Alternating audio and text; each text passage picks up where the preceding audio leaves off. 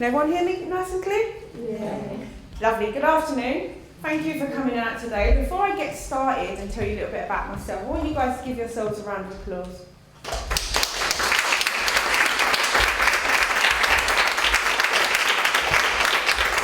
For some of you today, I know how difficult this may be. It might be difficult for you to share. You may never have shared. You may hear things that will surprise you and shock you. So that round of applause is for you coming out and making it down here today and being able to take something away today to give to somebody else.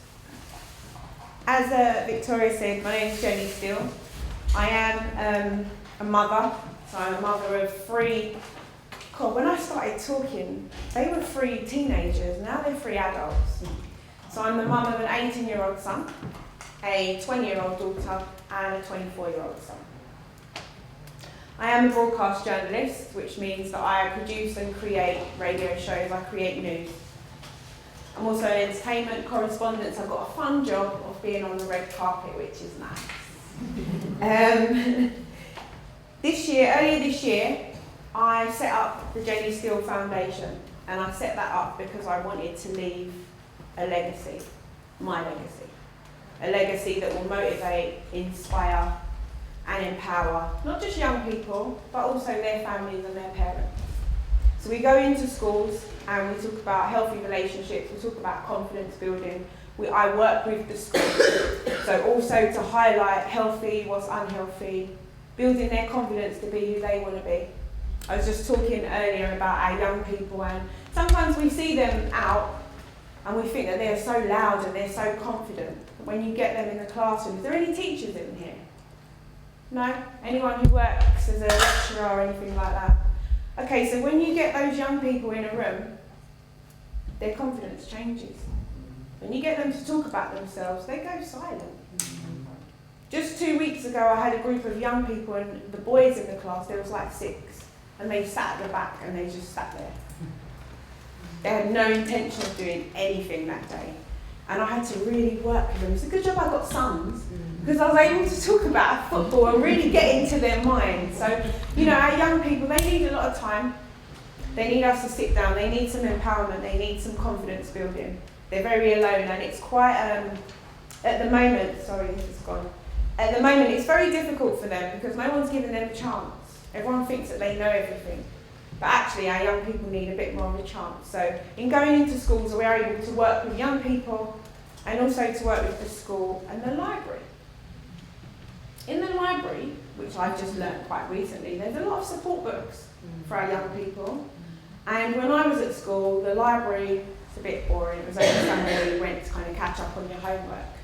But actually, in the times of now, if we're finding it difficult to talk to our youngsters about what's happening with them, if we're finding it hard to talk to them about unhealthy relationships, teenage pregnancies, we're finding it hard to talk about sex, there are books in the library.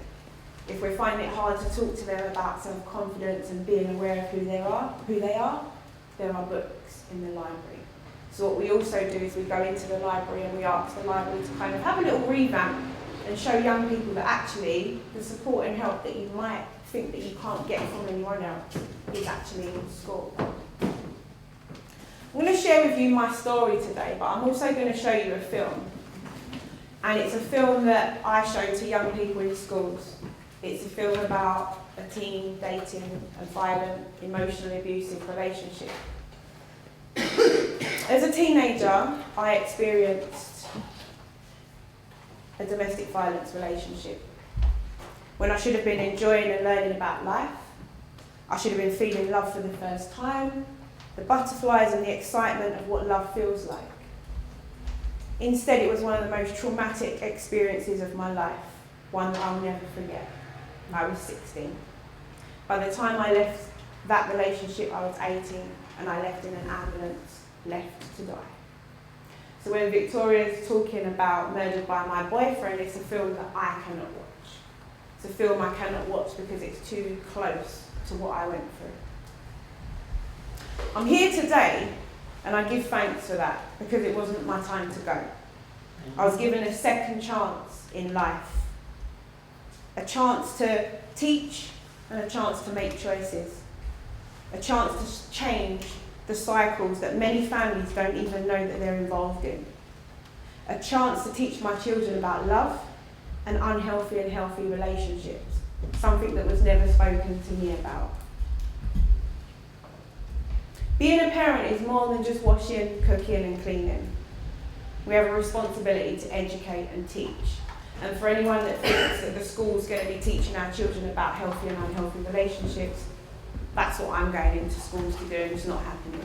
It's very difficult for us to get into schools. So we're having to be creative with the programs that we create so that we can touch on those things. So for anyone who thinks, PSHE, they're doing it at school already, then it's about to change.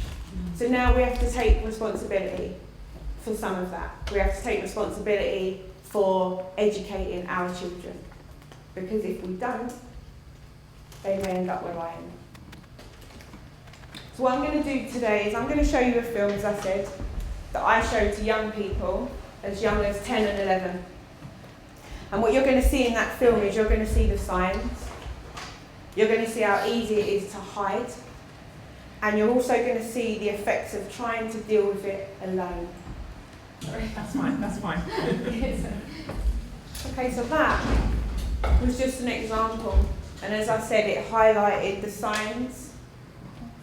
It highlighted how easy it was for her to hide from her family, because they actually thought he was a really nice guy. And it also shows the effects of dealing with it by yourself. Now, I don't know if you want to, do you want to do the questions now or after? Yeah, no, feel free. If people have any questions, feel free to ask as the speakers, give their presentations. For anyone who, did much of you know a lot about teen dating violence? Is this the first time you've seen it? Yeah? Okay, so what did it raise for you? Before you saw this, and now that you've seen it,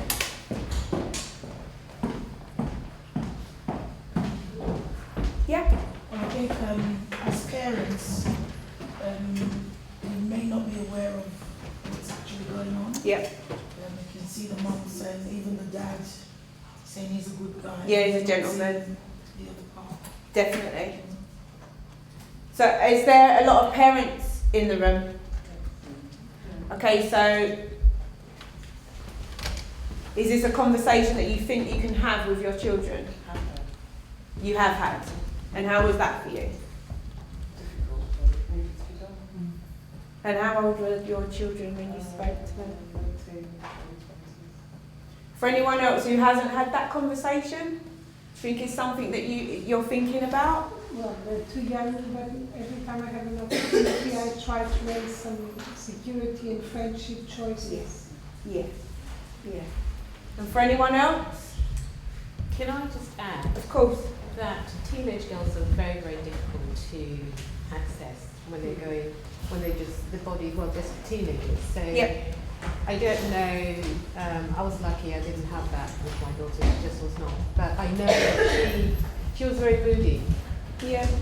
My sons are also very moody. How do you get around that to get them to speak to you? I think it's just raising, as this lady said, talking about relationships, because we're talking about dating relationships, but there's also relationships between friends. We know that girls go through their own battles with other girls, falling out, arguing, bullying. So, even though we're talking today about dating violence and being aware of healthy and unhealthy, it's a conversation that we should be having with our children when it comes to relationships with their friends. Because some of the friendly relationships that our children are having are unhealthy. Yes. So I think if we deal with it as in healthy and unhealthy across the board, it allows us to kind of have that conversation. It's a start. Thank you. I think it's difficult to do it once your children are teenagers. I think you have to start it really as soon as they start school. Definitely. I'm very lucky. I've got one son, he's 27, and he was always open. I was very, very lucky. Yeah. But I do know that if you shy away from broaching these things until they're 8, 9, 10, you get shy about talking about it, and so do they. It's something that has to start very, very Things early. change a lot when they go from primary school, because remember, they go from being the oldest in the school Yeah. to then being the youngest. And then the access of their friends is between 11 and 16 to 18, which is quite a range.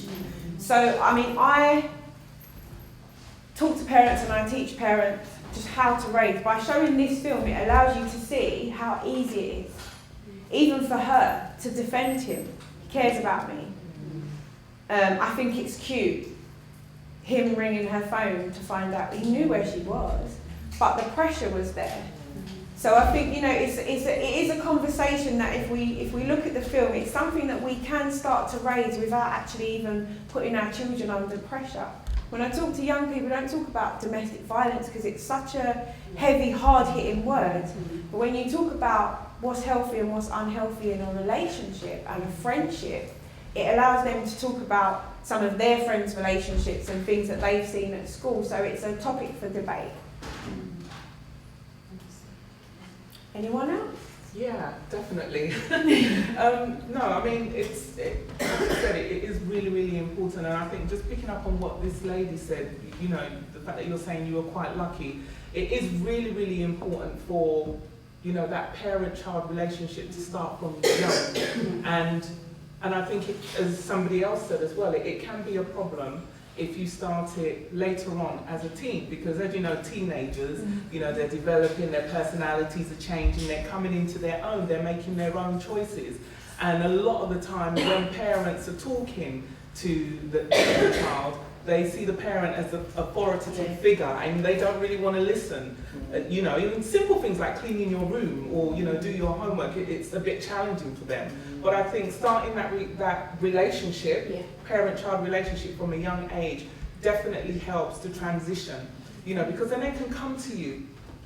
They can come to you at a young age and say, oh, you know, you can talk about a female friend that they're having a little debate with, and then that opens up the door for anything else that they want to talk about if they're meeting boys and if their friends are going off to, you know, to a party and there's a group of boys that they're not comfortable with, they can come and talk to you about things like that. So that's really, really interesting. I'm glad you actually raised it, yeah. I mean, I wanted to, this is kind of, I mean, I've been speaking for about 20 years and I made a decision quite early on that I wanted to share this journey myself. I didn't want someone else to tell the journey, I didn't want someone else to tell the story because it's not theirs to tell. And I wanted to be the one to do that. But I know that in the 20 years that I have, it's still something that not a lot of people are aware of because they just think our young people are not going through that. But at the moment, their relationships are different to what we had 20 years ago. And as you said before, the social media aspect. I mean, we saw him, you know, on her Facebook, stalking out her friend that's obviously been her friend for a long time. So, I mean, our young people are going through such a lot at a different stage and they're open to a lot more than us. Like yourself, if social media and everything would have been around back then, we probably would have been talking about something else.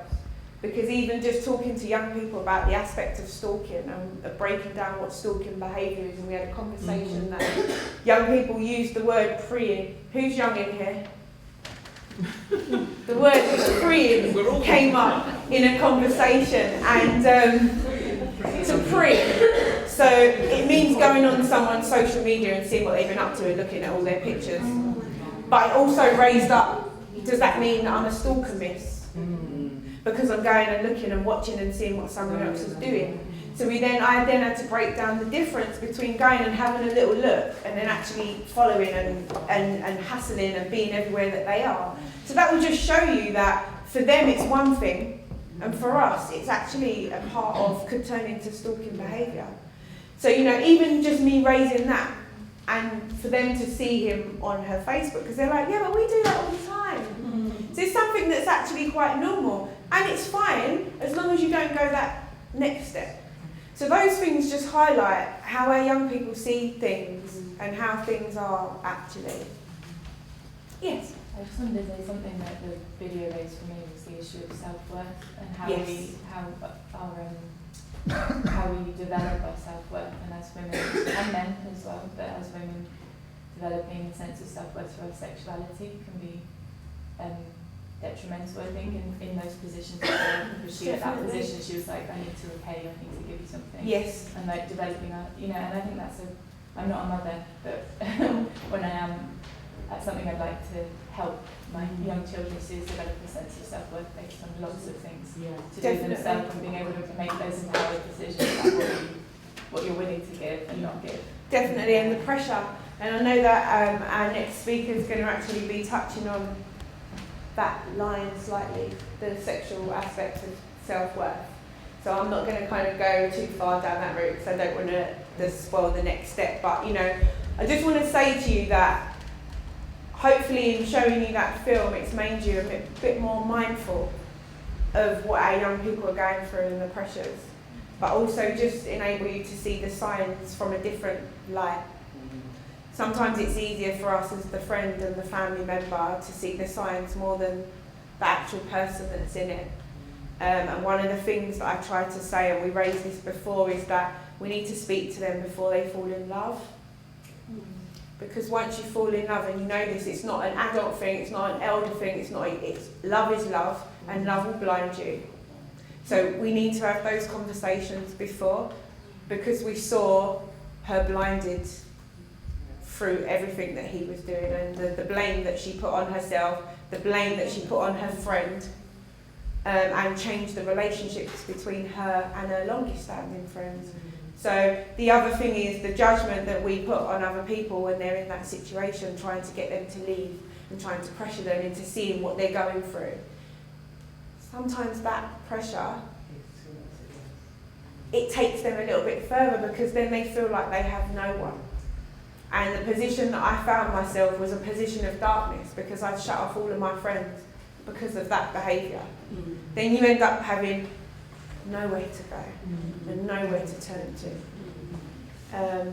So I'm hoping that in showing you this side of domestic violence, it's highlighted something new for you, and that's what I wanted to do today. Thank you.